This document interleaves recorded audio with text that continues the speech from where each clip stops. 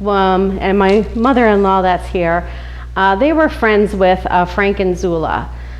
So he does recall going to the building supply store as a child. He does remember, being a general store where, you could go in there and purchase nails and different things like that. He kind of feels like you could get keys made and different things like that. And he also remembers there were a lot of outer buildings where you would go to get some of the bigger items that they sold. As you see on the advertisements here, I mean, they sold a big range of, different items, which is again why they had all these different outbuildings to store some of the goods. I've also included some ads that we found in the morning call. One where they were doing for the 1955 Slatington boys, congratulating the seniors, and then here's another ad that they had in the morning call. David and Eileen Berlin had shared quite a few photos of some of the property back in the day. So this is a picture that was of the Berlin home. Here we have what was the old Berlin building supply office, and then there on the other side was the new building supply office. You could see the little sign there on the outside of the house. Here's some pictures of the, again, some of the property when you're coming off of it, you're viewing on Welshtown Road. You can see the house and you can see the barn. And then in this picture, again, you can see the barn. And this here, way over, it's very hard to see, on that side is what was the cement storage building.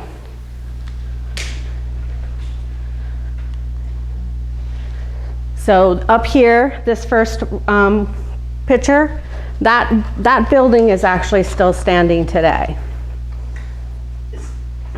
And it's now a home, it says, so. Well, I think that's the barn. There's a house that's nearly attached to me, and I think that's the barn on their property. They're across Welshtown Creek from Welshtown goes under my house. But that looks like their barn. Oh, okay. Well, the address, again, there's so many outbuildings, but what was listed for the company was 454 Chestnut Street. I'm 460 Chestnut. Okay. In the other view, you see the side of the house with the barn. And again, these properties were built over the creek, That's my house. Yeah. So they said part of the foundation actually had was affected by the flood. So again, there may be only some pieces of it remaining. It looks a little bit different. Well, yeah, I mean, that's... And then there's the back side of the barn there. And again, all these are different angles, but they were built over the creek. After Frank's retirement from the building supply business, he did hold some other jobs, which I believe he retired in 1964. He was a very active member in the community. He was a member of St. John's United Church of Christ. He actually sang on the choir there for over 50 years. He was a member of the Masonic Lodge and the Moose Lodge, and he also was a founder of the H&F Hunting and Fishing Club in Mount Pocono and Allen O'Delk American Legion Post 16. Up sometime later, we'll probably discuss the other relation of the Berlin family. Uptown, the 400 block area, is a building known as the Berlin Building. And I did find it interesting to note that as a member of the Masonic Lodge, they did actually have a meeting room in that building at one time, I had learned as well. Okay, and then the next individual I'm going to present about is Franklin Shire. He was actually born in Whitehall Township, and according to his obituary, before moving to the Slatington area, he was a farmer and a dairyman. As a resident of Slatington, He was most notably for being the marble, granite monument and tombstone business in the area, and in particular, he built a fireman's monument which is on the Union Cemetery. Now this here is a picture I got from Tim, and I believe it's from the 1913, what is it, the Sibarns map? It's like a fire map. Yeah, so it has, again, it's just showing some of the properties in the area. So you'll see that here was the marble works. There was a cement area. Again, there was a dairy there at the time. Couldn't find if that was operated by him, but it was property that was owned by him. Here is the Vigilant Fire Company Fireman's Monument, and this was erected in 1909 and dedicated on September 16, 1909. The Vigilant Fire Company's monument is a 16-foot high granite monument on a concrete base. And it was situated on land chosen by the fire company for its visibility from the highway. Again, crafted by Frank Shire at a cost of $2,200. The monument incorporates a 7-foot tall statue of an early 20th century fireman with a handlebar mustache, pointed fire hat, fire coat, and boots, holding a young girl in both arms. Arthur Scranton was a member of the Vigilant Fire Company, and he was responsible for the erection of the monument according to the dedication plaque. This statue was added to the National Register of Historic Places in 2014. Initially, this area was planned as a burial site for firemen who had faced financial hardships or were without family at the times of their death. And the place of the monument was expanded to allow for the burial of career and volunteer firemen. 3 firemen who were interned here: Harry Henritze, Marcus Hessman, and Theodore Huffman. And that's it. That's right. Yeah. That's right.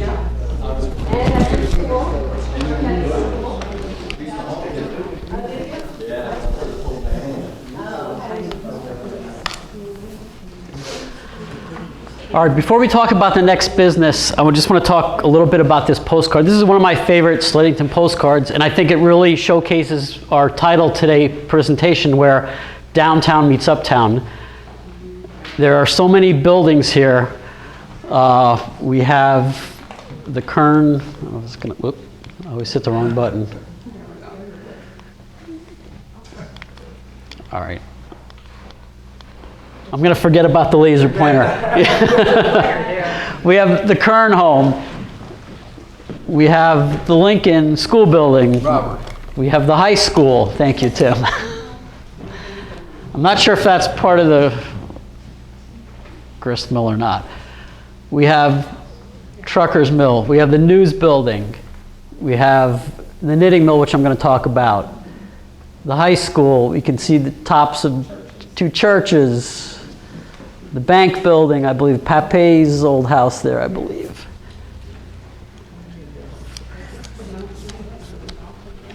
So that really just shows you the area, the concentrated area of where uptown meets downtown.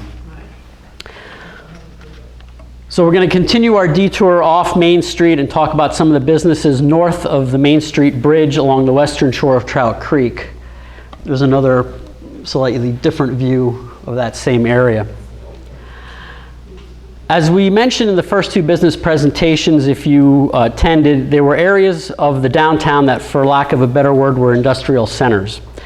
The first was the area around the Slatington Railroad Station, and the area on Factory Street was a second. The third area was this area surrounding the Main Street Bridge on the north side and southwest side. Some of these industries in this area predated the other 2 locations, as you just heard Tim say. Some of these were from the earliest time of the earliest settlers, the Kerns. A fourth area downtown, which we haven't yet talked about in these presentations, would be Cherry Street and Railroad Street with Halson Mills, Orkin Steel, and the Thomas Kern Lumber Company. It's important to note that these industrial areas are not really found uptown in Slatington, except for the area around Church Street between 4th and 6th Streets. Uptown, as you know, was mostly residential and commercial. Like many towns and cities across America, the early manufacturing and industrial areas were mostly found around rivers, streams, and railroads. Same with Slatington, around the railroad station, Lehigh River, and Trout Creek. Just west of the Main Street Bridge and just beyond the Crystal Knitting Mill, which I will be talking about next, is the Slatington Gas Company. Originally, James Rauch, who Mike will talk about next, as you know, was the publisher of the Slatington News. He purchased the entire area west of Trout Creek and east of the Slatedale Branch, or the Berksey Line, as some people call it. In August of 1900, the Slatington News ran an ad. I don't know what happened to my ad. That indicated that this tract of land was for sale as a factory site. One tract became the knitting mill, which I'll talk about. By June 1901, the Slatington Gas Company purchased a tract of land adjacent to Crystal Knitting Mills. The company incorporated that same year as the Slatington Gas Heating and Power Company. Walter L. Jones became president of the company, and other individuals associated with the gas company included the likes of James Foote, Milton Chance, J.W. Richards, Guy Jones, William B. Schaefer, and James L. Marsteller. Just as a side note, Jones, who lived between 1840 and 1913, was an important alderman in Allentown for over 30 years. By 1902, following the approval of Slatington Borough Council to supply town water to the site, the company was producing gas. The company's first office was located on Upper Main Street over the rooms of the Carbon Slate Company. The gas produced and distributed by the company was called manufactured gas. I'm not going to get into the details of how it was produced, but let me just tell you that the gas produced in the manufacturing process had a much higher thermal value. And I apologize, this is out of order a little bit. There's, what's that? That's neat. What? There are tanks in that location. That's what it looks like today. Well, that's underneath. Main Street Bridge, or side of it, yeah. So that's where they produce the gas. Right. There used to be a business in there. What's in there now? Nothing. Just residents. Oh, so it's a rental. People live down there. Yeah. Yeah. That building, yeah. There's the ad, okay. It was in there somewhere. Plant was, okay. Yeah. Okay, next I'm going to talk about the Gloria Knitting Mill. And I guess I have to go back.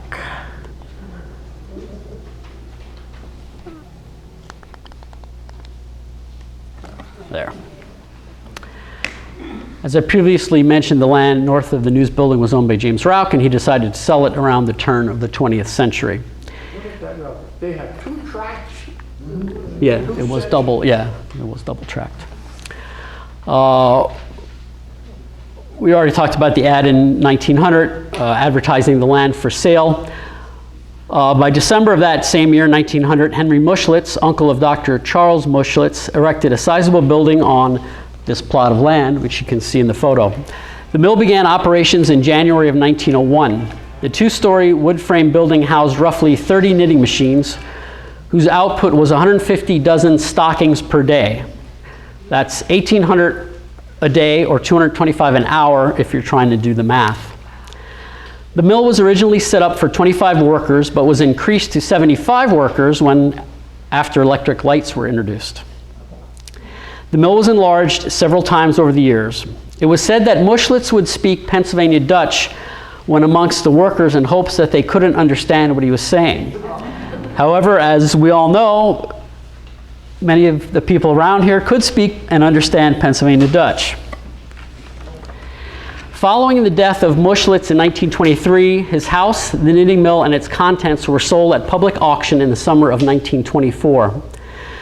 In August of that same year, the building was converted into a sweater manufacturing facility and operated as the National Knit Fabrics Company, which was based in Lehighton.